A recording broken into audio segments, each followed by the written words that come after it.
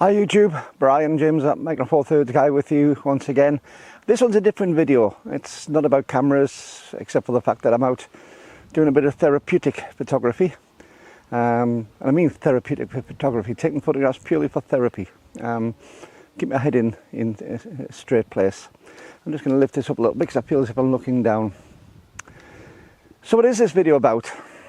Well, many of you on this channel know that I'm a Forces veteran. I'm ex-Royal Air Force, ex-Royal Air Force Reserve and ex-Royal Air Force Volunteer Reserve for the Royal, over here in the UK. And I've spoken a few times about this in the past, about being ex-forces and my admiration for the people in the forces, both in the UK and our foreign allies. And this video is about a foreign ally. I'm not in the best place mentally, to be honest. I lost a very good friend on Sunday, a gentleman named Mike, who was a United States Air Force retiree, a former lieutenant colonel in the United States Air Force, and he used to fly in the back seats of F-4G Phantom Wild Weasels. If you're familiar with what the Wild Weasels are, he was what they called an EWO, an electronic warfare officer, and he sat in the back seat and did all the electronic countermeasures and radar countermeasures and all the bits and pieces. They were sent in to try and highlight all the radar systems for the surface-to-air missiles. Very, very dangerous job. And I met him many years ago, and unfortunately had an accident on a push bike at the weekend. At the exact time I was having my birthday, my 62nd birthday lunch with the rest of the family, thoroughly enjoying myself, my friend was passing away. And I found out about it on Monday. I knew him pretty well. We shared a lot of stories. He was in my Rotary Club. In fact, the photo I'll show at the end is actually him handing over the presidency of my Rotary Club to me when I took over as president from him in about 2019. And in front of the Phantom, we've got a Phantom at Carlisle Airport, a different model. This one's an F4J, which is a different model. This one had Rolls-Royce spare engines in, as opposed to the JT-79s, which were in the American Air Force ones. But it was the closest thing we had, and it seemed very apt that a former American Air Force officer was handing over to a former Royal Air Force officer as the Rotary Club president. So we got together, him with his stars and stripes, and me with my Union flag, and we enjoyed the session of handing over in front of a Phantom. And he took great joy in showing me around the Phantom, showing me where the foot release steps would pop out the side, and how to get into the cockpit and things like that, and was telling me about some of the experiences that he had at very close to twice the speed of sound on occasion in these things. And I was a ground electronics engineer. I did radar systems. I was on the receiving, well, the bottom end, because we used to simulate some of the systems that he would have been flying against. We used to simulate them, and it was interesting hearing his view from the opposite side. But I've lost him on Sunday when I was enjoying myself with my birthday, and it hurts. He's left a family. It was a very proud man, a very intelligent person to talk to. Great fun to talk to. And as I say, I spent many a Rotary lunch each week speaking to him about all sorts of subjects, about politics and all sorts. He was an interesting guy because he was born very late in his family's life. His father had him very late in life, and his grandfather had his father very late in life.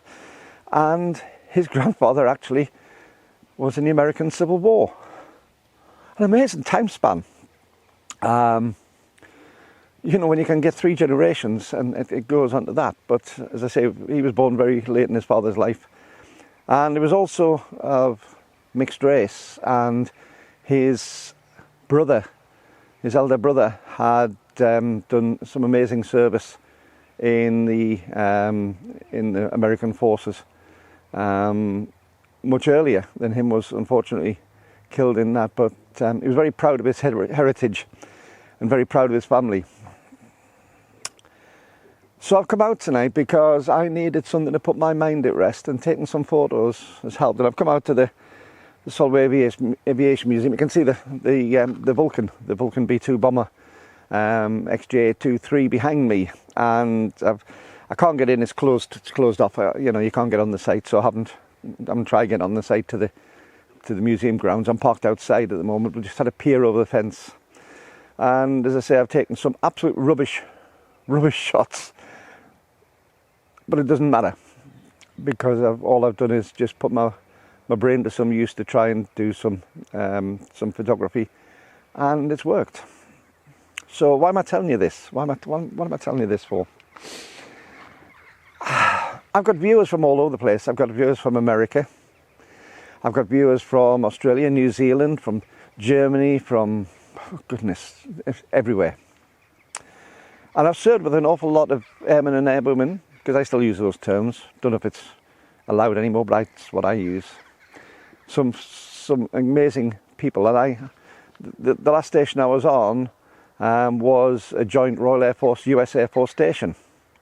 And I've said many times on here about my respect for the Allied forces that I served alongside. I've served alongside Australian Air Force, I've served alongside New Zealand Air Force, Canadian Air Force.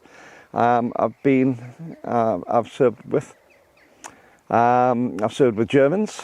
We quite often get the Dutch, they're all Netherlands Air Force across here, landing at this airport, actually, using this airport to do exercises with their Chinooks and their equivalent to the Puma. And we got on really well with them. So it's interesting when you get a former RAF person who grieves about a former US Air Force veteran. But that's what I'm doing. Because he was my friend. He was my really good friend. And it brings it home after a little while. So I just want to say, if you are a veteran of the armed forces and you've served your country, I'm talking mainly about NATO forces here, because that's all I served with. Yeah, I think it was mainly NATO forces I served with. But if you are a veteran of any of the Allied forces, whether I served with you or not, you got my respect. The bonds that we have are intense. I'm not a civvy, I'm not a civilian. I stopped being a civilian when I was 18 years old. And when you leave the forces, you don't become a civilian again. You become an ex-forces person. You become a veteran, as they'll say in the States. And since this loss is of a US Air Force veteran, I just want to give a big shout out to all the American Forces veterans, especially. Tell you that we are one people. I was watching, there's a channel, going off a little bit of a tangent. There's a channel on here, Natasha and Debbie, two women, a little bit more mature women, shall I say, I don't mean that disrespectfully, who do a fantastic YouTube channel. If you haven't seen it, it's worth checking out, the Natasha and Debbie channel. And they just got a bit of abuse because they were saying about what they're roll videos on there and they do commentary over the top of it, and most of it's UK centric, although they're American.